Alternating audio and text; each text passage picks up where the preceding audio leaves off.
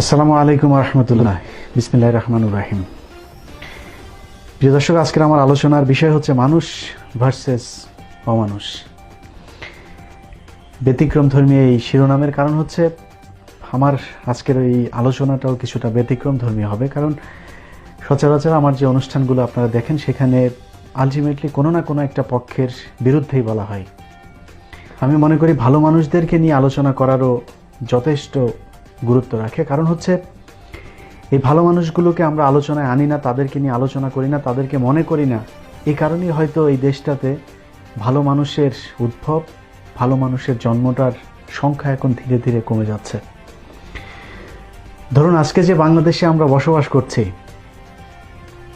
এই প্রজন্মের কাছে, মানে আমাদের প্রজন্মের কাছেই যদি জিজ্ঞেস করা হয় যে শেরে বাংলা একে ফজলুল হকের জন্মদিন কবে, মৃত্যুদিন কবে, তার অবদান কি ছিল এই বাংলাদেশের জন্য, মাওলানা আব্দুল হামিদ খান ভাসানী, স্যার সৈয়দ আহমেদ, সোহরাওয়ার্দী, এইসব মানুষগুলোর যে অবদান, যাদের উপরে দাঁড়িয়ে আছে আজকের এই বাংলাদেশ, তাদেরকে আমরা ভুলে গিয়েছি। আজকে যদি আপনাদেরকে বলা হয় যে জেনারেল ওসমানী কে, অনেক হয়তো চেনেই না। শুধুমাত্র এক কেন্দ্রিক বিশেষ কিছু মানুষকে আজকে তেলবাজি করে পুরো দেশটা চলছে। সে কারণে মনে করলাম কিছু মানুষকে আমার মনে হয় মানুষের সামনে তুলে ধরা উচিত। তার মধ্যে সবার প্রথমে আমি যার কথা বলতে চাই, বাংলাদেশের বর্তমান শ্বাসরুদ্ধকর পরিস্থিতির মধ্যে যিনি মানুষকে কিছুটা নিভু নিভু করে হলেও আশার আলো দেখাচ্ছেন, তার নাম হচ্ছে জনাব মাহমুদুর রহমান মান্না। আমি মোহাম্মদ ইলিয়াস হোসাইন, অত্যন্ত সাধারণ নগণ্য একজন ছোট মানুষ। অনেকে আমাকে সাংবাদিক বলেন, যদিও সেই পরিচয় দিতে আমি স্বাচ্ছন্দ্য বোধ করি না, কারণ যেই দেশে ইকবাল সোবহান সাংবাদিক, যেই দেশে শাবান মাহমুদ সাংবাদিক নেতা, যেই দেশে মুন্নি শাহাদের মতো সাংবাদিকরা এই গণমাধ্যমকে নিয়ন্ত্রণ করে, সেই দেশে সাংবাদিক পরিচয় দিতে আমি চাই না। আমি একজন প্রবাসী, সর্বোচ্চ একজন ইউটিউবার বলতে পারেন, দ্যাটস এনাফ। এর চেয়ে বেশি কিছু আমার দরকার নাই। তো আমার মতো একজন সাধারণ নগণ্য ইউটিউবারকে থামানোর জন্য আমার ইউটিউব চ্যানেলে ভিডিও দেওয়া বন্ধ করা, প্রোগ্রাম না করা, ফেসবুকে লাইভে না আসা, এসবের জন্য জোর জুলুম করে যা যা করা হয়েছে, যত ধরনের প্রলোভন আমাকে দেখানো হয়েছে, তো আমি শুধু অনুমান করতে পারি যে মাহমুদুর রহমান মান্না স্যারের মতো যারা এখন বাংলাদেশে বসে কথা বলছেন, সেই মানুষগুলোর উপর দিয়ে আসলে কি যাচ্ছে। আজকে ঢাকা বিশ্ববিদ্যালয়, যাকে একসময় প্রাচ্যের অক্সফোর্ড বলা হতো, সেই অক্সফোর্ড আজকে 1000 বিশ্ববিদ্যালয়ের মধ্যে তাদের নাম নাই। পৃথিবীর সর্বোচ্চ সেরা 1000 বিশ্ববিদ্যালয়ের মধ্যে ঢাকার নাম নাই, যে ঢাকা একসময় পৃথিবীর 20টা বিশ্ববিদ্যালয়ের মধ্যে একটা ছিল। কেন হয় নাই? এর কারণ হচ্ছে এখানে এখন পড়াশোনা হয় না, এখানে এখন তেলবাজি হয়, আর হচ্ছে দলীয় রাজনীতির প্র্যাকটিস হয়। এক একজন প্রক্টর, ঢাকা বিশ্ববিদ্যালয়ের ভিসি, এদের বিভিন্ন সময় আপনারা দেখেছেন, ডাকসু নির্বাচন থেকে শুরু করে নানান সময়ে তাদের যে ভূমিকা, সেটা কি একজন শিক্ষক নাকি ছাত্রলীগের ক্যাডার, বোঝার কোনো উপায় নাই। সেই ঢাকা বিশ্ববিদ্যালয়ে বসে যেমন একদল মানুষ এইভাবে একটা বিশেষ দলের চামচামু করছে, তেলবাজি করছে, ছোট লোকি করছে, এখানে বসেও যারা এখন পর্যন্ত আসিফ নজরুল স্যারের মতো সত্য কথা বলছেন, আপনাদেরকে স্যালুট। 3 নম্বরে যার কথা বলতে চাই, তিনি হচ্ছেন ডাক্তার জাফরুল্লাহ স্যার। এমন একজন মানুষ, কিছুদিন আগে পত্রিকাতে নিউজ দেখলাম, 35 বছর হলো একটা শার্ট পরছেন, তিনি একটা শার্টই পরছেন। অথচ এই মানুষটার অতীত ইতিহাস সম্পর্কে কেউ জানে? এই মানুষটা যদি চাইতো তাহলে ইউরোপের দেশে তিনি আজকে বিরাট বিলাসবহুল জীবনযাপন করতে পারতেন। অথচ এই ধুলা কাদার মধ্যে এসে নিজের জীবনটাকে একটা ঝুঁকির মধ্যে ফেলে দিয়েছেন, সত্য কথা বলে যাচ্ছেন এখন পর্যন্ত। তারপরে যার কথা বলতে চাই, তিনি আমার অত্যন্ত সম্মানিত, যাকে আমি আমার পিতার মতো মনে করি, একজন বিচারক মোতাহার হোসেন। এই ব্যক্তি আজ দেশে নাই, থাকতে পারে নাই। অন্য একটি দেশে গিয়ে তাকে নাগরিকত্ব নিতে হয়েছে। অথচ বাংলাদেশে যদি 5 জন দেশপ্রেমিককে এক জায়গায় করা হয়, তার মধ্যে তিনি একজন হবেন, আমার বিশ্বাস। দেশে নাই। তার অপরাধ সরকারের সাজানো একটি মামলাতে তিনি সরকারের ইচ্ছে মতো রায় দেন নাই। নিজের ব্যক্তি জীবনে এখন অনেক ধরনের সমস্যা তিনি সহ্য করছেন। তারপরে যার কথা বলতে চাই, ঢাকা বিশ্ববিদ্যালয়ের ডাকসুর সাবেক ভিপি নুরুল হক নূর। যেই বাংলাদেশে বসে তিনি এখন কথা বলছেন, আজকের কথা বাদ দেন, কেউ যদি মনে করেন যে ভিপি নূর হচ্ছে ডিজিএফআইয়ের এজেন্ট, কোনো সমস্যা নেই বলেন।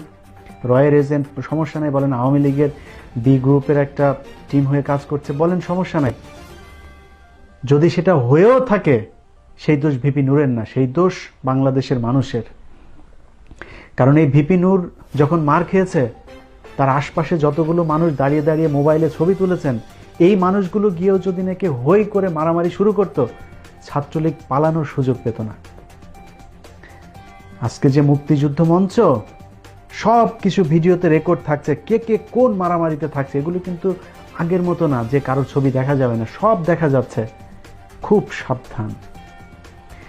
কখন দেশের পরিস্থিতি কোন দিকে যায় কেউ বলতে পারবে না। আপনারা করছেন, করেন, কোনো সমস্যা নাই, কিন্তু প্রতিটা মুহূর্ত যে খুব ক্রুশিয়াল যাচ্ছে এটা কিন্তু আপনারা জানেন। শেখ হাসিনা আজকে দিনে থাকে গণভবনে, রাতে গিয়ে থাকে যমুনায়। তো ভিপি নূর যখন মার খেয়েছে তখন তার পাশে কেউ যায় নাই। একদিকে আপনি তাকে শেল্টার দিবেন না, অন্যদিকে ডিজিএফআই গোয়েন্দা সংস্থা এসে তাকে প্রলোভন দেখাবে, ভিপি নূর আমার সাথে আসো, এইভাবে কাজ করো, এইভাবে। যেতেই পারে, সে তো মানুষ, তার মধ্যে লোভ আছে, সবচেয়ে বড় কথা হচ্ছে তার মধ্যে ভয় আছে। বাংলাদেশে বসে এত কিছু করা সম্ভব না। তো তাকে আপনারা রাস্তায় নামিয়েছেন, তার পাশে কতজন মানুষ গিয়ে দাঁড়িয়েছেন, সেই দিকটা লক্ষ্য রাখতে হবে। অতএব ভিপি নূর যা করছে সেটার জন্য ভিপি নূরকে স্যালুট জানানো প্রয়োজন। সে কারণেই তার প্রতি আমি সম্মান জানাচ্ছি। খুব ছোট করে আর কয়েকজন মানুষের কথা বলবো। অনেক মানুষের কথাই আসলে এই মুহূর্তে বলা যায়, সবাই কথা হয়তো বলতে পারবো না, মাফ করবেন। নির্বাচন কমিশনার একজন মাহবুব তালুকদার, এই ব্যক্তি বর্তমান বাংলাদেশে বসে নির্বাচন কমিশনার হিসাবে যারা আওয়ামী লীগের একজন নেতাকর্মীর মতো আচরণ করছে, সেই জায়গাটাতে বসে তিনি এখনো পর্যন্ত সেই 18 নির্বাচন থেকে দেখছি সত্য কথা, ন্যায় কথা বলছেন। সম্মান জানাতেই হবে। বাংলাদেশে এই মুহূর্তে ইসলামকে ধ্বংস করার জন্য যে শক্তি কাজ করছে, সেই শক্তি এখন বর্তমানে ক্ষমতায় আছে। এই সময়ে বসে জনাব আব্দুর রহিম স্যার, যিনি জনস্বাস্থ্য ইনস্টিটিউটের পরিচালক, তিনি একটি বিজ্ঞপ্তি দিয়েছেন যেখানে তিনি একটা পোশাক কোড জারি করেছেন। তিনার অফিসে যারা মুসলমান আছে, অন্য ধর্মের মানুষ না, মুসলমান নারীদের জন্য এবং পুরুষের জন্য ইসলামী নিয়ম অনুযায়ী তিনি পোশাক পরিচ্ছদ পরার জন্য আদেশ দিয়েছেন।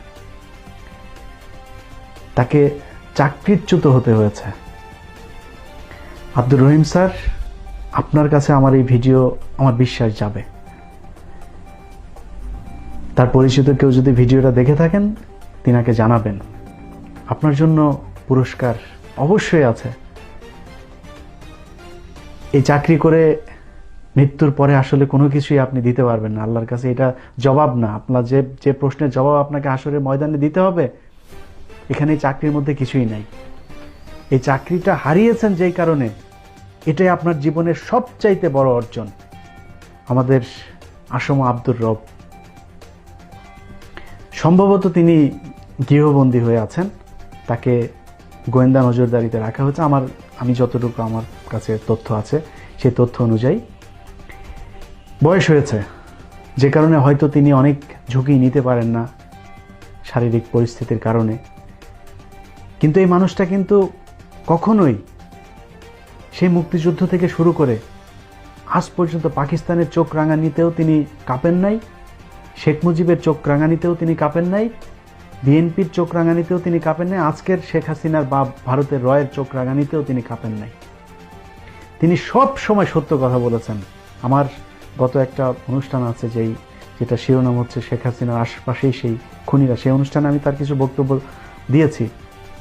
তিনি 71 থেকে 75 যখন প্রতিটা মানুষ ভয়ে হোক আর নিজের স্বার্থের কারণেই হোক শেখ মুজিবের তেলবাজি করেছে, সেই সময়েও জ্বালাময়ী বক্তব্য দিয়েছেন এই আসম আব্দুর রব বাংলাদেশে গণতন্ত্রকে প্রতিষ্ঠিত করবার জন্য। সেই আসম আব্দুর রব আজ পর্যন্ত যুদ্ধ করে যাচ্ছেন। শ্রদ্ধা আপনার জন্য। হযরত জুনায়েদ বাবুনগরী, আমার দেখা বাংলাদেশের সবচাইতে ধর্মভীরু সৎ মানুষ আমি মনে করি, প্রমাণিত।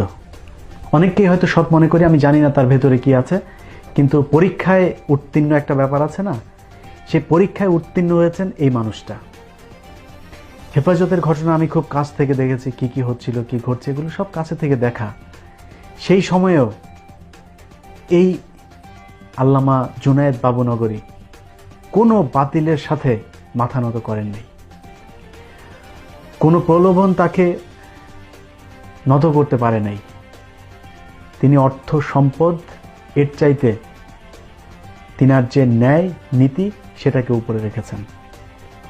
ঠিক একই সময়ে আল্লাহ বেহেশত নসিব করুক জনাব আল্লামা শফি, তিনি তিনার জ্ঞাতসারে হোক আর তার অজ্ঞাতেই হোক, তিনার যে পুত্র আনাস মাদানী, এই কুলাঙ্গার আলেম নামের একজন জালেম, এই বদমাইশের কারণে যতজন হেফাজতের কর্মী সেদিন খুন হয়েছে তাদের বিচার হয়নি। বাংলাদেশে হেফাজতের যে 13 দফা দাবি পেশ করা হয়েছিল, সেই দাবির সাথে আমার মনে হয় বাংলাদেশের প্রতিটা মানুষ একাত্মতা ঘোষণা করেছিল, কিন্তু সেটা বাস্তবায়ন সম্ভব হয় নাই। শুধুমাত্র এই আনাস মাদানী সহ তাদের কিছু অনুসারী আছে যারা সরকারের কাছ থেকে সুবিধা নিয়ে হেফাজতের রক্তের সাথে বেইমানি করেছিল। যাই হোক, আজকে বলেছি যে সমালোচনা করার চাইতে যাদের প্রশংসা করা প্রয়োজন তাদের কথা বলবো, যে কারণে আনাস মাদানীর কথা আর বললাম না। কিন্তু কওমি অঙ্গনে যারা আছেন তারা একটু সাবধান থাকবেন। এরপরে যার কথা বলতে চাই তিনি হচ্ছেন বদরুদ্দোজা চৌধুরী, মাহিবী চৌধুরী। এরা হচ্ছে বাংলাদেশের নব্য মির্জাফর। আরো কয়েকজন মানুষের কথা বলবো, বলেই শেষ করব। এনাম আহমেদ চৌধুরী, শমশের মবিন চৌধুরী, তাদের মতো কিছু কুলাঙ্গার আছে যারা বিএনপির সময় লুটপাটে ভাগীদার ছিল, আবার যখন বিএনপি ক্ষমতায় নাই, দেশের যখন ক্রান্তিকাল, তখন তারা নিজেদের সম্পদ আর নিজেদের জীবন বাঁচানোর জন্য শুধুমাত্র চুপই থাকে নাই, তারা এই বদমাইশ ভারতীয় রাজাকারদের সাথে হাত মিলিয়েছে। আচ্ছা, বাংলাদেশের মানুষ কি এত বোকা মনে হয় আপনাদের? আপনি সারা বছর সারাটা জীবন কাটালেন জিয়াউর রহমানের আদর্শ বুকে লালন করে, আর এখন এসে সরাসরি শেখ মুজিবের আদর্শ লালন করছেন। রাস্তা তো দুই দিকে, গেলেন কিভাবে? মানুষ কিচ্ছু বুঝে না, না করতেন কোনো কিছু। বিএনপির অনেক মানুষ আছে না, বিএনপির এই যে রুহুল কবির রিজভী থেকে শুরু করে ফখরুল ইসলাম, যত নেতা আছে, অনেক নেতা আছে না, জীবনের ঝুঁকি নিয়ে বাংলাদেশে বসবাস করছে, কথা বলতে পারছে না, অর্থ সম্পদ সব কিছু হারিয়েছে, চুপ আছে, যথেষ্ট। বাংলাদেশে বসে এখন কথা বলতে পারাটা এটা কত ঝুঁকিপূর্ণ সেটা আমরা জানি। চুপ থাকতে পারতেন অন্তত। এই বাংলাদেশে মানুষের বিরুদ্ধে যারা অবস্থান নিয়েছে তাদের পক্ষে আপনারা কাজ করছেন। এই মানুষগুলোকে চেনাতে হবে আপনাদেরকে।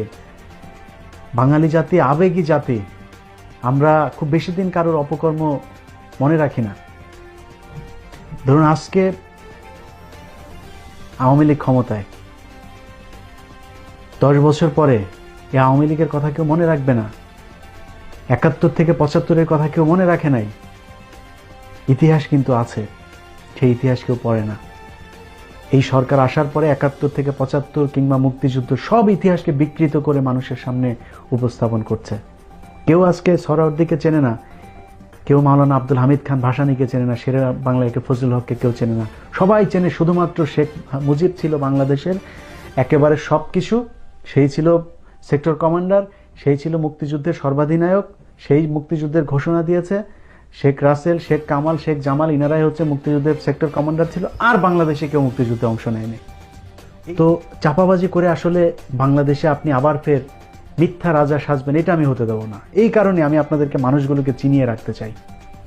আজকে ব্যারিস্টার সুমন নিজেকে বিরাট সুশীল দাবি করে, আসেন না কথা বলেন না যে ভারতের এই যে সীমান্তে 2 জন র্যাবকে ধরে নিয়ে গেল সেটা নিয়ে। আসেন না একটু কথা বলি, বিচার ব্যবস্থা যে অবস্থা এটা নিয়ে একটু কথা বলেন। আপনি তো ব্যারিস্টার, আপনি ওইখানে যাচ্ছেন কথা বলছেন, আপনার বিচারালয়ের অবস্থাটা নিয়ে একটু কথা বলেন দেখি কিরকম পারেন। সেটা নিয়ে কথা বলবেন না। আপনাকে প্রসিকিউটর বানানো হয়েছে আন্তর্জাতিক অপরাধ ট্রাইব্যুনালের, সেই অপরাধ ট্রাইব্যুনালটা কি স্বচ্ছ ছিল সেটা নিয়ে কথা বলতে পারবেন? আপনি আমেরিকাতে এসে বেসমেন্টের মধ্যে যায় তারপরে মিটিং করলেন যে আওয়ামী লীগ, আপনি একজন বড় আওয়ামী লীগার, আগে এত আওয়ামী লীগ করতেন না যতটা আওয়ামী লীগ করছেন এই প্রসিকিউটর হবার পরে। কোট আনকোট আপনার বক্তব্যটা বললাম। আপনি একজন প্রসিকিউটর, একজন ব্যারিস্টার হয়ে আপনি এই কথা বলতে পারেন যে আওয়ামী লীগ আগে এত করতাম না, এখন যা করি। আপনার এক কথার জন্য আপনার বিচার হবে, সেটা কি জানেন? যে আপনি ব্যবস্থা করেছেন মীর কাসেম আলীর ফাঁসির জন্য। আপনি ব্যবস্থা করেছেন মীর কাসেম আলীর ফাঁসির জন্য। এই বক্তব্য তো আছে ইউটিউবে, আমি জমা করে রেখেছি, আমার ইউটিউবে চালিয়েছি, আপনারা নিশ্চয়ই দেখেছেন। এগুলোর বিচার হবে একদিন। অতএব নায়ক আর খলনায়ক এই দুইটার মধ্যে পার্থক্য বাঙালি জাতিকে বুঝিয়ে দেওয়ার জন্য আমি